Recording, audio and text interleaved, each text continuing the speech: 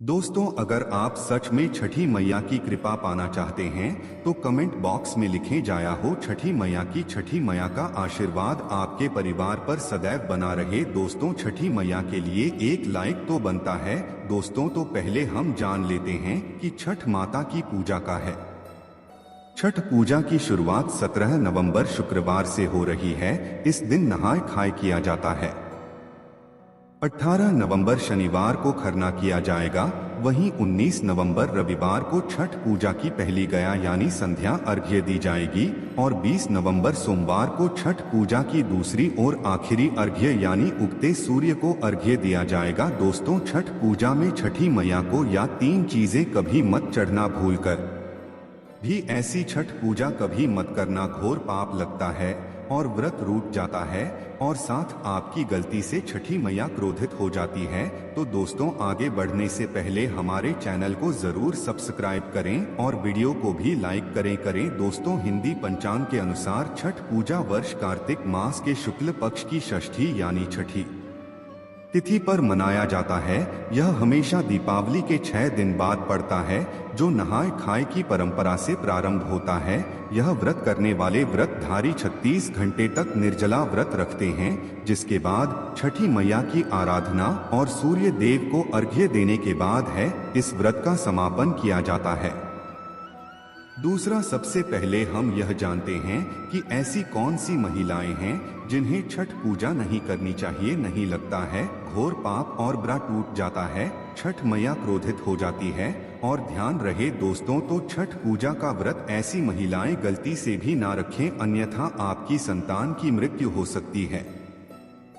पति पर भी भारी संकट आ सकता है, उल्टा आप पाप के भागीदार बन सकते हैं। ऐसी महिलाएं छठ पूजा से दूर रहे। दोस्तों, कार्तिक मास की षष्ठी को मनाई जाती है। चौथे दिन को पूजी जाने वाली षष्ठी को बिहार में आसान भाषा में छठ मैया कहकर पुकारते हैं। मान्यता है कि छठ पूजा के दौरान पूजे जाने वाली माता सूर्य भगवान की बहन हैं, इसीलिए लोग सूर्य को अर्घ्य देकर छठ मैया को प्रसन्न करते हैं। वहीं पुराणों में मां दुर्गा के छठे रूप कात्यायनी देवी को भी छठ माता का ही रूप माना जाता है। छठ मैया को संतान देने वाली माता के नाम से भी जाना जाता है। मान्यता है कि यह पर्व संतान के लिए मनाया जाता है, खासकर वह जोड़ी जिन्हें संतान की प्राप्ति नहीं हुई है तो वह छठ का व्रत रखती हैं। वहीं सभी अपने बच्चों की सुख शांति के लिए छाछ मनाते हैं।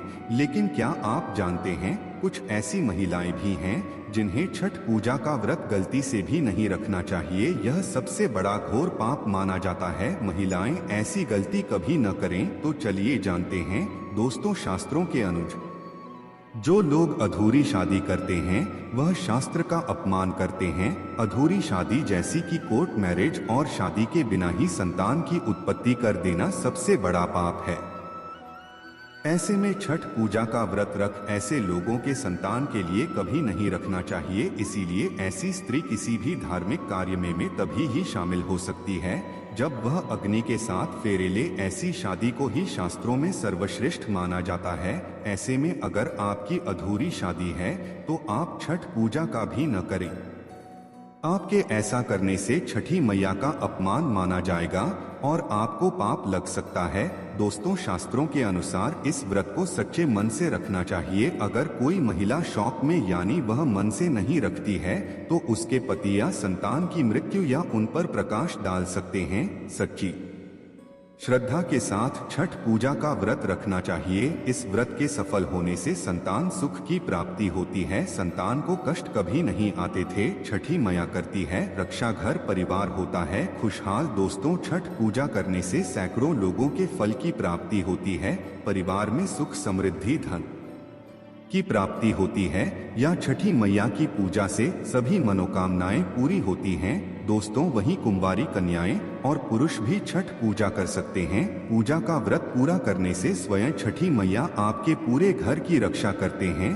दोस्तों, अब यह भी जान लेते हैं कि छठ मैया को ऐसी कौन सी चीज है जो नहीं चढ़ानी चाहिए। भयंकर पाप लगता है।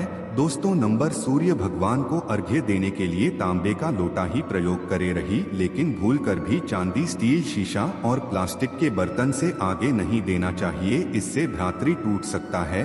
दोस्तों नंबर 2, व्रत के दौरान घर में कभी भी मांसाहार न बनाएं और ना ही परिवार में किसी को खाने दे दी। साथ ही साथ व्रत के दौरान घर में मदिरा आदि धूम्रपान भी नहीं करना चाहिए। दोस्तों नंबर 3, छठी मैया का प्रसाद बहुत ही शुभ के साथ मनाया जाता है। प्रसाद हमेशा ऐसे चूल्हे पर बनाए गए जिससे ताज़ा लूटा गया है।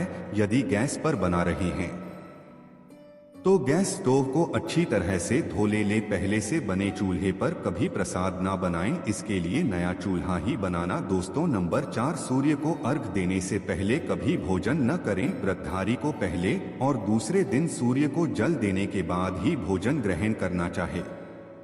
दोस्तों नंबर 5, छठी मैया से मांगी मन्नत अगर पूरी हो जाए तो आपको अपनी मन्नत को पूरा होने की विशेष पूजा जरूर करनी चाहिए, अन्यथा मैया के प्रकोप का सामना करना पड़ता है। दोस्तों नंबर 6, घर में प्याज और लहसुन का प्रयोग इन 4 दिनों तक भूलकर भी ना करें, इससे जीवन में आपको बहुत बुरे दौर से गुजरना पड़ सकता है। इस समय लहसुन और प्याज आदि चीजों से दूरी बना लें। छठ का व्रत करने वालों को जमीन पर 4 दिन तक सोना चाहिए। छठ पूजा वाले कमरे में ही अपना आसन लगाना चाहिए।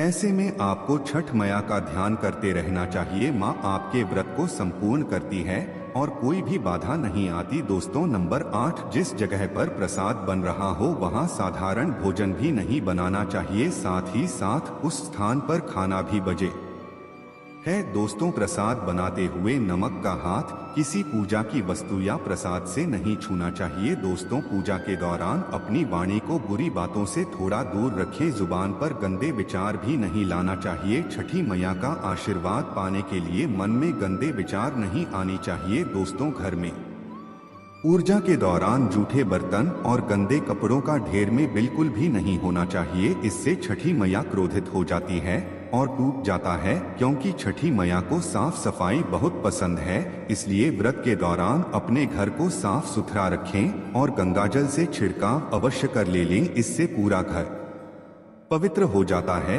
और छठी मैया का आशीर्वाद प्राप्त हो जाता है। दोस्तों वीडियो के अंत तक बने रहिएगा, आपको हिंदी कथाएं द्वारा छठ माता का संपूर्ण जानकारी उपलब्ध करवाई जाएगी।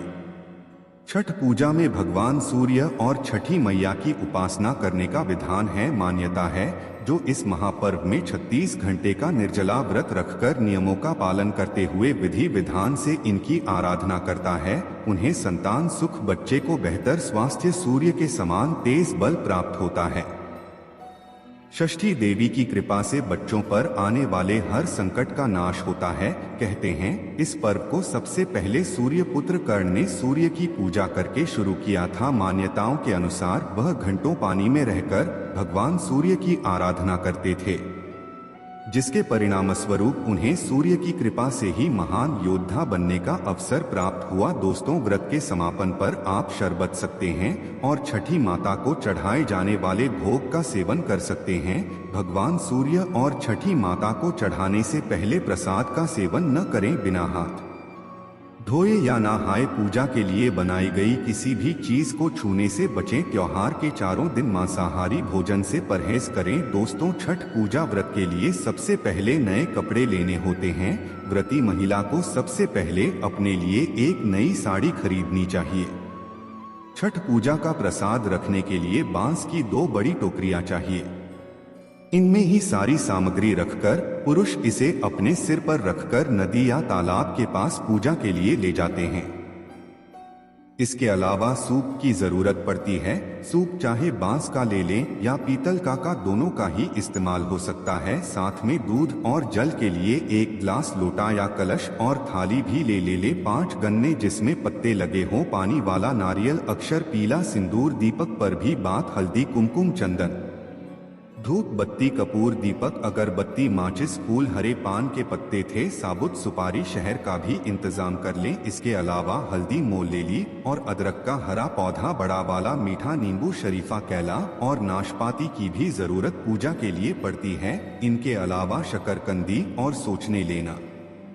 ना भूले मिठाई, गोद, गेहूं और चावल का आटा और ही की भी व्यवस्था कर ले। दोस्तों, छठ की पूजा में यह 5 फल अवश्य होने चाहिए। में नारियल चढ़ाने का बहुत महत्व है। श्रीफल नारियल कहते हैं, माना जाता है कि इसे चढ़ाने से घर पर लक्ष्मी की कृपा हमें आशा बनी रहती है।